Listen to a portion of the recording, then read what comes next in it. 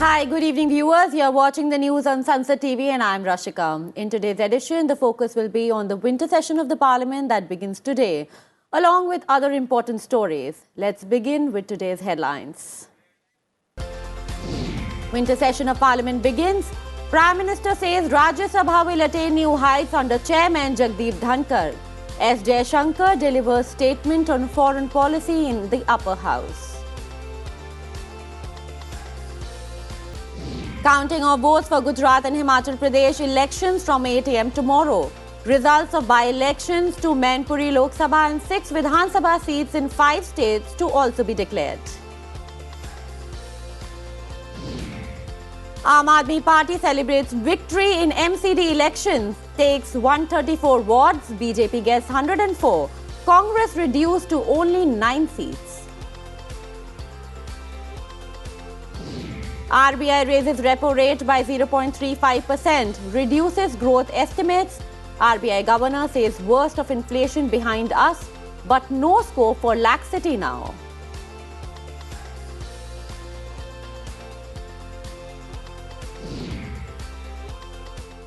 Now, a quick look at the top developments in our flash segment. No proposal to operate regular passenger trains through public-private mode, clarifies government.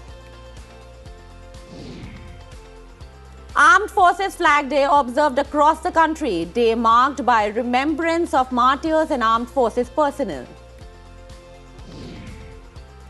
Global movement on millets an important step, says Prime Minister Modi, highlights their uses and climate resilience and drought resistance. 5G services in 50 Indian towns so far, states Electronics and Information Technology Minister Ashwini Vaishnaw in a written reply in the Lok Sabha. Free telemedicine service e-Sanjeevani crosses another milestone, clocks 8 crore teleconsultations, last 1 crore consultation seen in only 5 weeks. India could soon become one of the first places to experience heat waves that break the human survivability limit, says the World Bank report. German police arrest 25 people suspected of belonging to a far-right terror cell plotting to overthrow the government and attack the parliament. China eases COVID-19 restrictions, including allowing some people to quarantine at home rather than in centralized camps. Afghan girls to be allowed to take their high school graduation exams this week. Decision applies to 31 out of the 34 Afghanistan provinces. Biden administration approves 2 new arms sales to Taiwan. Sale worth over $425 million of spare aircraft parts for F-16 fighters and C-130 transport planes approved.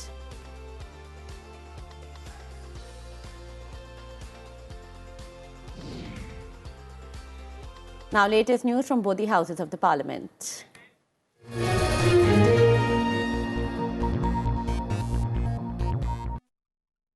The winter session of the Parliament began on Wednesday with new Rajya Sabha Chairman Jagdeep Dhankar conducting proceedings of the upper house for the first time, asserting that the harmonious working of the executive, legislature and the judiciary is vital for the growth of the democracy. Chairman Jagdeep Dhankar referenced the lack of reaction in Parliament after the Supreme Court struck down the National Judicial Appointments Commission Act in 2015 as unconstitutional.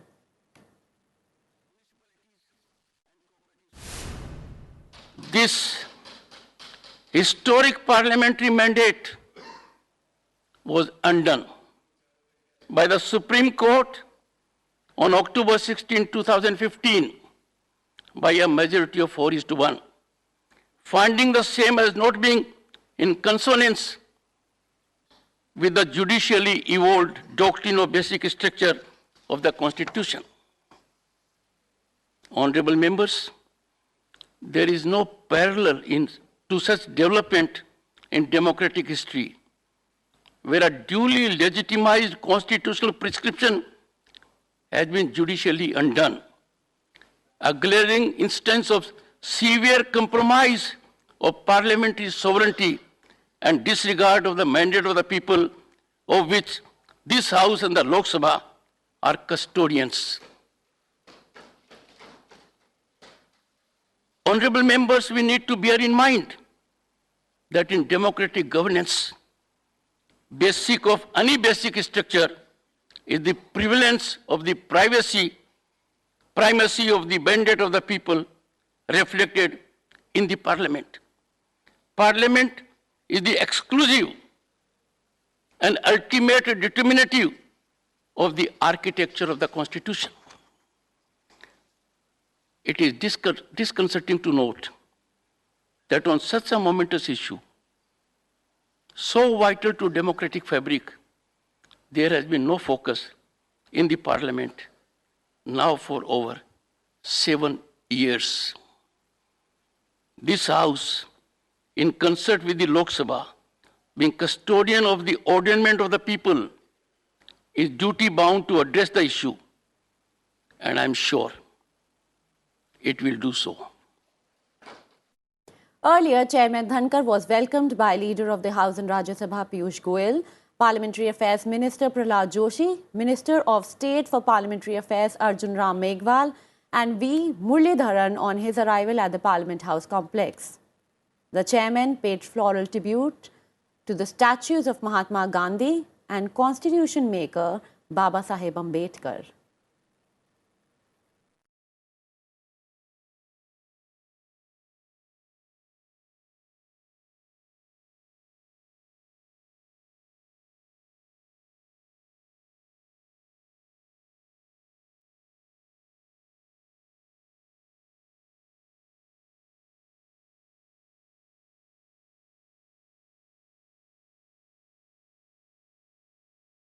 Prime Minister Narendra Modi has expressed confidence that Rajya Sabha will attain new heights under the leadership of Chairman Jagdeep Dhankar.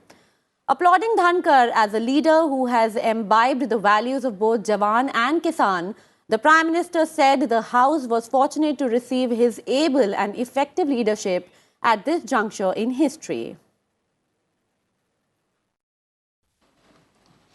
आज संसद का ये उच्च सदन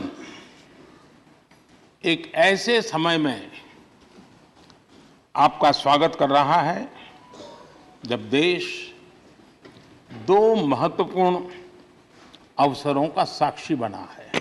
तो किसान के पुत्र और सैनिक स्कूल के विद्यार्थी के रूप में मैं देखता हूं कि आप में किसान और जवान दोनों समाहित हैं। India will strive to build a consensus among G20 nations on several issues during its presidency, External Affairs Minister S. Jaishankar said in Rajya Sabha today. He was making a statement on latest developments in India's foreign policy. Jaishankar said the G20 meeting is taking place in the larger context of a geopolitical crisis, food and energy insecurity, slow progress and sustainable development growth. He also said that India will use the occasion to highlight the 3 Ds of the country: development, democracy and diversity. He added that India's relation with China cannot be normal as long as Beijing tries to unilaterally change LAC and continues to build up forces along the border. Continued apace. Honorable President, Honorable Vice President and Honorable Prime Minister interacted with a number of their foreign counterparts in India and abroad. We also participated in events linked to the G20, the SCO and the ASEAN while hosting a number of foreign dignitaries in India. This included the Secretary General Antonio Guterres of the United Nations. I myself visited a number of nations, as did our Minister of States, and we received many of our counterpart colleagues here in India. Lok Sabha Speaker Om Birla called upon elected representatives to celebrate India's G20 presidency, which will be used to display the country's diverse culture to the world. Birla said it is a matter of pride that India is holding the G20 conference and more than 200 events would be organized displaying the diverse culture before the visiting dignitaries. The Lok Sabha Speaker congratulated the members on India's G20 presidency as the House reassembled at 12 noon after an adjournment. Bharat ने दिनांक 1 दिसंबर 2022 से G20 देशों के समूह के अध्यक्ष पद का भार ग्रहण किया है। आजादी के अमृत महोत्सव काल में यह महत्वपूर्ण वैश्विक दायित्व मिलना हमारे देश के लिए गर्व का विषय है। इस महान उपलब्धि के लिए मैं सदन की ओर से भारत सरकार एवं समस्त देशवासियों को बधाई देता हूं। The House paid glowing tributes to Samajwadi Party founder Mulayam Singh Yadav and 8 MPs who passed away in recent months. The House was adjourned till 12 noon after paying obituaries. Prime Minister Narendra Modi urged leaders of all parties to make collective efforts to make Parliament's winter session more productive. He expressed confidence that efforts will be made in the session to take important decisions that will take the country to new heights of development amid the current global situation.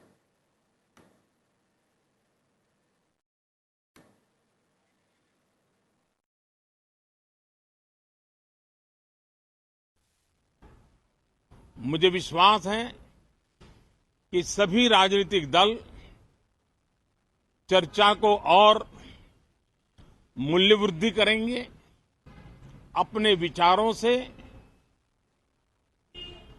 निर्णयों को नई ताकत देंगे, दिशा को और स्पष्ट रूप से उजागर करने में मदद करेंगे।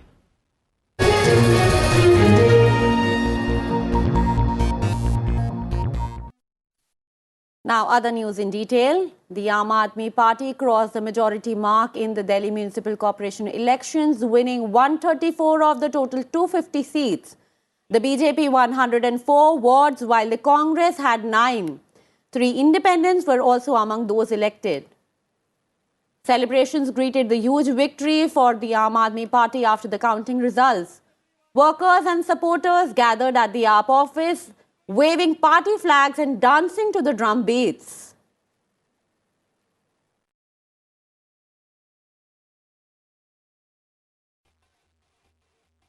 The Election Commission has made elaborate arrangements for the peaceful counting of votes. 37 counting centres have been set up with a 3-tier security outside the strong room. Sansad TV correspondent spoke to Gujarat's Chief Electoral Officer P. Bharti on the arrangements. Chief Electoral Officer of Gujarat, P. Bharti is with me. Ma'am, you conducted elections in 2 phases. What was your experience in conducting those elections? Yeah, it went on very well. There was no repoll, no major violence, incident-free. Whole election went on very well. And now counting is there on the cards. So what are you expecting from counting? Counting, we have done our arrangements. There are 37 counting centers. We took one VC yesterday with all collectors and SPs and other chief commissioner of police. So I'm happy with the arrangements, and all enough staff is deployed. Observers are there for each counting center, for each assembly constituency. All arrangements done from my side, from DO and from returning officer level. It should go on very smoothly tomorrow. People of Gujarat and even people of the whole country, they are very curious about knowing the results tomorrow. So what is the arrangement that how can people know about the results? Yes, as soon as returning officers upload the data on Encore platform or portal, people can see that through Voter Helpline app. There is one Voter Helpline app is there. It can be downloaded from Play Store, and you can see, if you see, click the results button, they can see. And again, Commission's website also, tomorrow the link will be visible tomorrow. So if you click that link, you can see the result. So whoever is curious about the results, they can see through the Voter Helpline and Election Commission's website. Thank you, ma'am, for talking to Sansad TV. This is Akhilesh Suman with camera person Raj Thakur for Sansad Television in Ahmedabad. The Reserve Bank of India raised the repo rate for the 5th time in a row by 35 basis points to 6.25% with immediate effect. The Standing Deposit Facility or SDF rate stands adjusted to 6% and the Marginal Standing Facility MSF rate and the bank rate to 6.5%. An RBI statement said that MPC decided by a majority of 5 members out of 6 to increase the policy repo rate by 35 basis points to 6.25%. It added that the MPC also decided by a majority of 4 out of 6 members to remain focused on withdrawal of accommodation to ensure that inflation remains within the target going forward while supporting growth. The RBI has raised the repo rate by 2.25% since May this year, mainly to control inflation. Accordingly, the MPC decided to increase the policy repo rate, as I have said, by 35 basis points to 6.25% and to remain focused on withdrawal of accommodation while supporting growth. Now let's take a look at some more news from across the nation. The Supreme Court directed the Centre and the RBI to submit records relating to the government's 2016 decision to demonetize currency notes of 1,000 and 500 rupees for its perusal, reserving its verdict on a batch of pleas challenging the Centre's 2016 decision. A 5-judge constitution bench heard submissions from Attorney General R. Venkataramani, RBI's counsel and petitioners' lawyers, including senior advocates P. Chidambaram and Shyam Diwan. After facilitating the safe return of its 22,500 nationals, most of them students, from Ukraine amid the conflict, India is exploring options to minimize the impact on its students' education, the Indian envoy told a UN Security Council briefing. Speaking at the briefing titled Ukraine, Protection of Civilians and the Situation of Children, Ambassador Kamboj said the conflict in Ukraine is severely impacting over 7.5 million children. Leaders and negotiators from 196 countries, including India, are in Montreal, Canada for the UN Biodiversity Summit, COP15. The conference, which runs till December 19th, is expected to adopt a historic agreement to prevent and compensate for the damage done to nature by 2030. The Biden administration said it will continue to encourage it to uphold its commitments to protect religious freedom for all, a top US official has said, days after America designated 12 countries, including China and Pakistan, as countries of particular concern. State Department spokesperson Ned Price said that India was the world's largest democracy and home to a great diversity of faiths.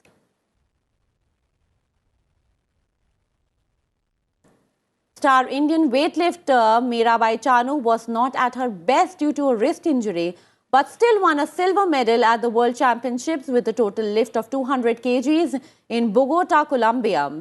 The Tokyo Olympic silver medalist competing in 49 kg category managed to lift 87 kg in snatch and in clean and jerk. Her best effort was a lift of 113 kg. The Indian finished behind China's Zhang Huihua, who won the gold with a total effort of 206 kg. Time now for a short break in the bulletin. Lots more coming up on the other side.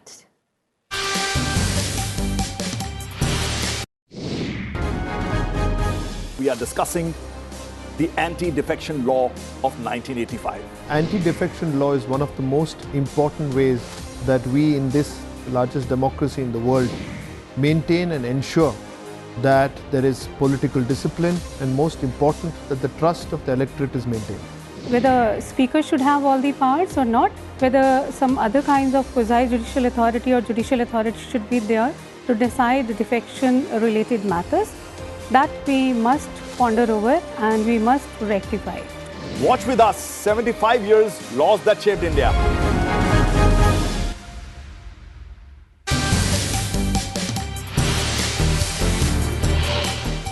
Welcome back to the news. Now news from across the globe.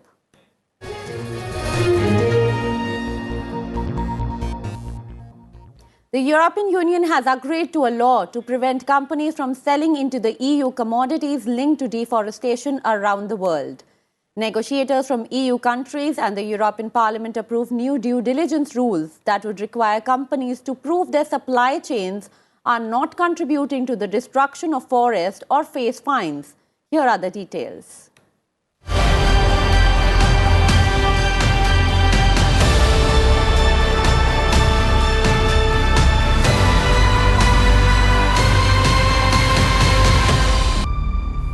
European Union agreed on Tuesday on a new law to prevent companies from selling into the EU markets coffee, beef, soy, and other commodities linked to deforestation around the world.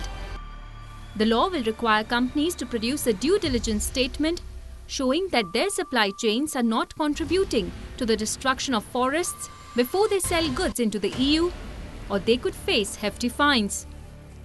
Deforestation is a major source of greenhouse gas emissions that drive climate change and will be in focus at a UN COP15 conference this week, where countries will seek a global deal to protect nature.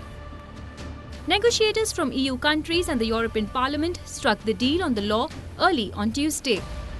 It will apply to soy, beef, palm oil, wood, cocoa and coffee, and some derived products including leather, chocolate and furniture.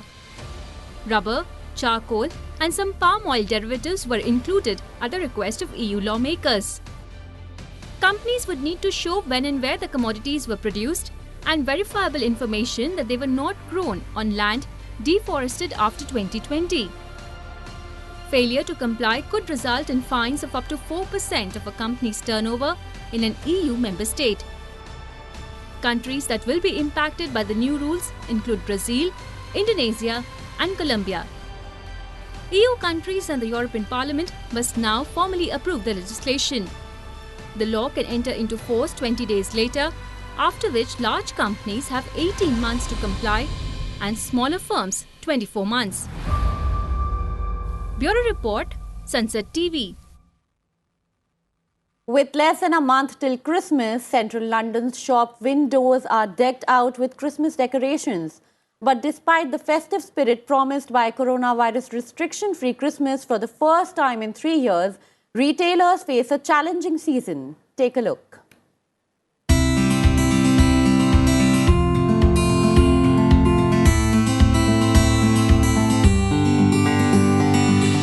With less than a month to go until Christmas, store windows in central London are pulling out all the stops to lure in the shoppers. Like this white frosting and cherry on top of this giant Christmas pudding, or the snow-covered reindeer with bright red and green noses carrying the slogan, "Do reindeers always have to look the same?" Being the first festive period without COVID-19 social restrictions since 2019, there's a real buzz in the markets. For toy store Hamleys, Christmas is a year-long tradition. Once the festive magic is over, the retailer starts preparations for the next. A spinning Christmas tree decorated with miniature animals and magical creatures beckons shoppers. On the shop floor, teddy bears sit ready to be gifted with a giant Christmas tree adorned with gingerbread men and baubles making a festive centerpiece. But Christmas this year could be on a budget. Coming in the wake of rising energy prices and inflation, many Britons are feeling the pinch. Latest data predicts retail spend in London's West End to be 24% higher than 2021 figures, but still down 28% on 2019's pre-pandemic figures. Total retail spend in West End is estimated to hit £1.55 billion this season. But the good thing is that despite the rising cost of living, footfalls in central London are around 83% compared to pre-pandemic levels. After all, Christmas is all about fun and good cheer. Bureau Report, Sansad TV. Now, a quick look at the most interesting developments in the world of sports. Bangladesh beat India in the second ODI by 5 runs. 148-run 7th wicket partnership between Centurion Mahidi Hassan Miraz and Mahamudullah proves decisive. Injured Indian captain Rohit Sharma's effort goes in vain. Steve Smith will captain Australia in the second test against the West Indies starting Thursday after skipper Pat Cummins was ruled out due to injury, with Scott Boland replacing him. Morocco knocks Spain out of the FIFA World Cup 2022 on penalties. After a goal-less 120 minutes, Moroccan goalkeeper Yassine Bono saves 3 penalties in shootout, takes the Atlas Lions to the quarters. Cristiano Ronaldo left Portugal hammer past Switzerland 6-1 to seal the last quarter-final spot. Gonçalo Ramos scores a hat-trick. The quarter-finals lined up of the FIFA World Cup is complete. Croatia takes on Brazil in the first quarters, followed by Argentina versus Netherlands. Morocco will challenge Portugal in the third quarter-finals, while England will play France in the last top 8 match. It's a wrap of the bulletin. Keep watching Sansad TV for more news and updates. Thank you. Good night.